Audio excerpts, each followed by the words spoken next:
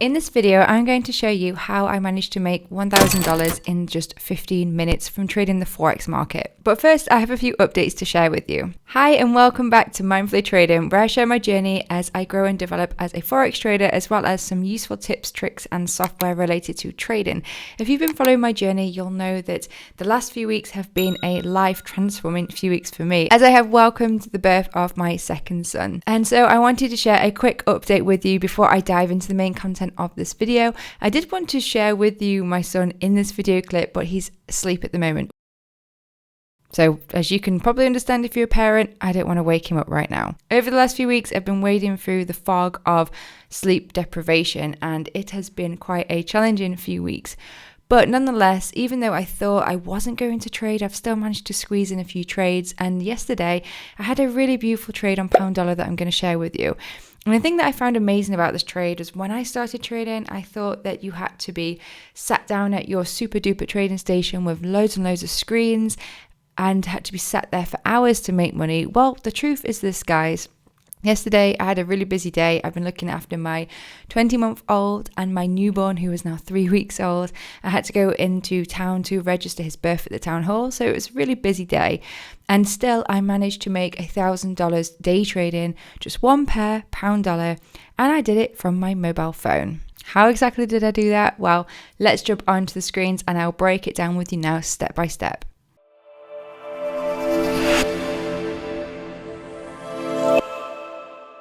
So here I am in my MetaTrader 5 platform. This is the data I have up with my trading account, the account that I am trading with the prop firm, the 5%ers. If you don't know what a prop firm is, I have got a separate video explaining about that. And I've also got another video about the 5%ers and why I've chosen them as a prop firm. It's basically where I trade their company capital and we take a split of any profits that are made. Now, I only use this platform for my trade execution, but for all my technical analysis and my decisions relating to trading, I use the platform TradingView. So I've just brought over my chart here from TradingView. It is a fantastic platform. I've been using it for over 5 years now. I've never used any other charting platform because I haven't needed to. This has got everything that I need and it's affordable. This is the daily chart for pound dollar. I'm going to just talk with you my process step by step on why I took this trade yesterday. So as you can see, pound dollar has been coming down in this very strong downtrend, making lower lows and lower highs. We had a new low here, a new high and a low. But the last few days, we've actually broken this previous lower high with some momentum, which shows that we're either having a deeper pullback or it could be a potential reversal indicator. Now, because I trade intraday, haven't been swing trading this, I've just been looking for nice little day trading opportunities. I have immediately started looking for a long in line with this temporary uptrend that we're seeing. So as I'm recording this today, this is Wednesday, the 11th of October. The trade I took was yesterday on Tuesday, the 10th of October, and this is how I decided it. So first things first was, let's go back in time and remove Tuesday's daily candle. So this is what I saw in the morning. I went onto my charts just before the London session began, so it was around about 6:45 in the morning. And for that, I saw that we had broken this key level on the daily with some momentum. So I thought, okay, that could be interesting for a potential long. But before I got into any trade, I wanted to see it react around key levels. And for that, that is what these two lines are for. So this top level here was the previous daily high from the Friday. Although we had a Monday daily high here, it's an inside bar candle. It's inside this previous candle. So I use this one because there's more authority. I felt like if we broke this candle, then there could be more room to push higher. And if we came down here to this one, I wasn't really interested because it would just be a little pullback and I was looking for more of a push move. Once I decided that, I dropped down as part of my top-down analysis and I dropped down to the 4-hourly time frame. So it's the same structure as we're seeing on the daily. We have this deeper pullback and this low, but as you can see, we're just in this little pullback phase at the moment. And all I noticed on the 4-hourly time frame was the closing candle for the 2 o'clock until 6 o'clock. So after 6 o'clock, this was the closing candle here. price had pushed higher, it came up to this institutional price level, and then it had closed down bearish. So that to me indicated that we were looking for more of a pullback. Now, to find a potential entry for a long, firstly, I looked at the structure. So this structure here on the Farley, as I said, we've been pushing up, making higher highs, higher lows, a little high there, a little low, making a double bottom. We pushed up high here. Now we pulled back here on the Monday, and Tuesday morning we'd actually closed just above this. So this made this one the most recent higher low. Once I'd established that structure, I then used my Fibonacci retracement from that most recent higher low, from the bodies only, dragged it up to the high using the bodies only. And from that, I could see these three lines, which are the optimum trade entry levels. They're the areas I use on the Fibonacci. I've done a separate video talking about those levels, what they are and how to set it up. So I'll include a link to that above. But I use the rectangle tool to just mark those levels, and I remove the fib just to keep my charts tidy. And as you can see, those levels coincide with this level here, which is the institutional price level. This is at 1.22000. It's a whole dollar amount, and it tends to be where there are a lot of orders sitting by institutions, by banks, by corporations. So I thought this could be a very good level to maybe get long if we pull back down. In fact, I trusted that so much that I actually set an order there using the 5-minute time frame.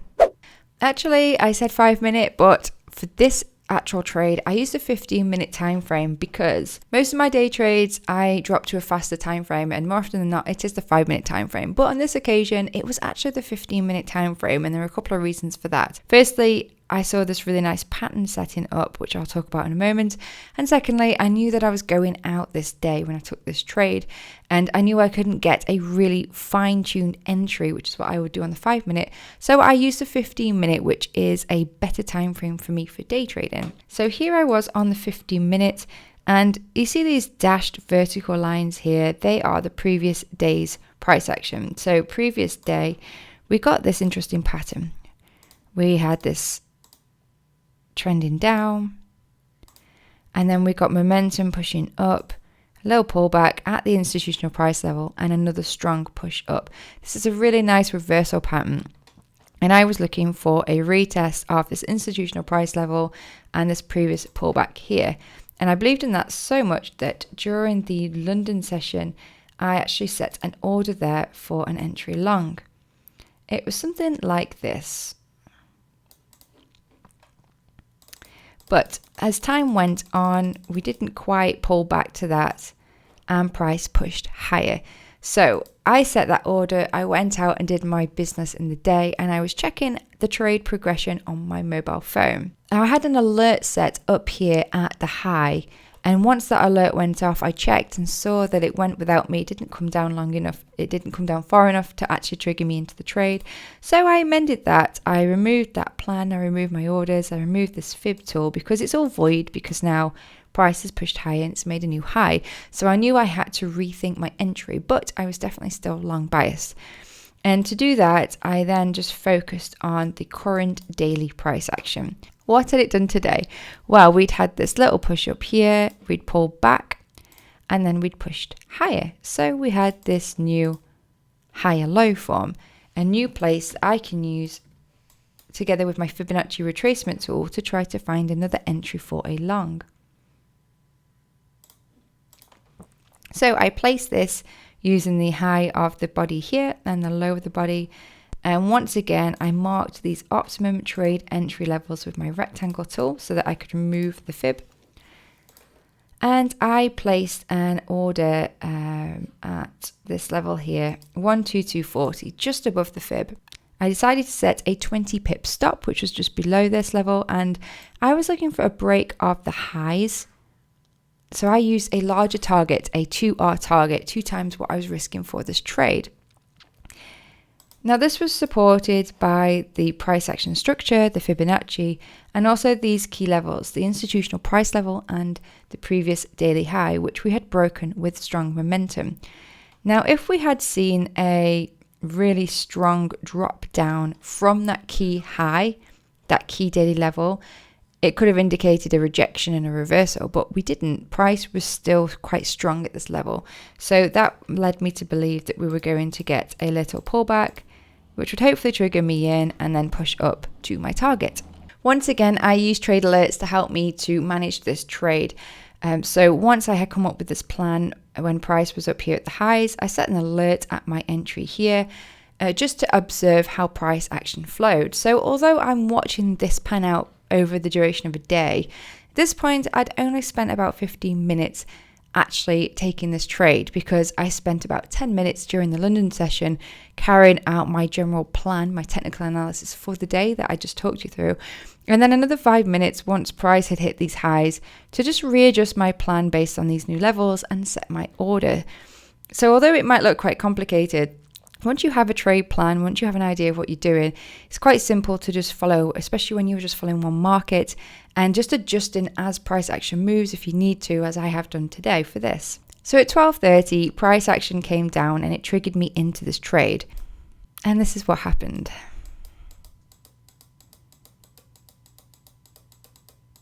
So for the most part, it was a pretty much beautiful trade because it came right down to these optimum trade entry levels, triggered me in. We got some nice momentum here, and price made a bit of a double bottom. As you can see, we had a big push up. We consolidated a little bit as the New York session opened. There was an opportunity here at 2 o'clock for a retest of my entry long, and then we saw another big push up. Price pushed up to that previous daily high key level, and we had a little pullback here in between that and the institutional price level before it pushed up to my target, which it hit at about 4:45 GMT. So all in all, I was in this trade for from about 12:30 to 5 o'clock GMT. But I managed it with trade alerts, so I didn't have to sit watching my screen because I don't have the luxury of time to be able to do that anyway. I basically set an alert at my entry, so I knew when I was in, and then I set my alert at my stop and at my target. And I also set one about 1.5 R just so I could observe it if I felt like I needed to trail a stop. But on this occasion, I didn't need to do that.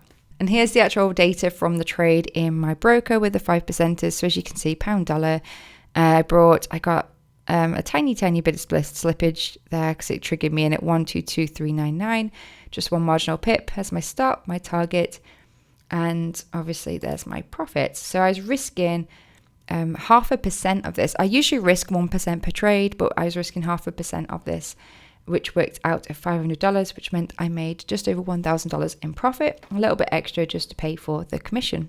And that's what I really love about my approach with trading now, is I have completely simplified it. I'm just trading one market. I'm just pretty much trading one plan, one strategy, using a combination of daily levels, 4-hourly, and then a faster time frame for execution.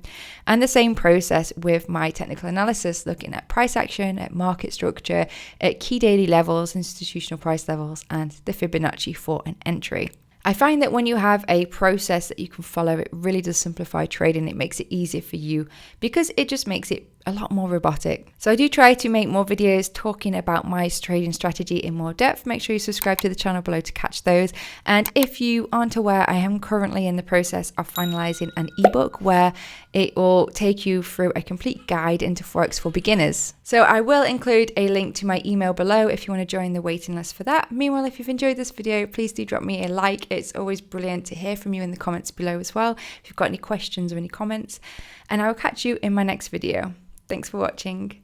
Bye.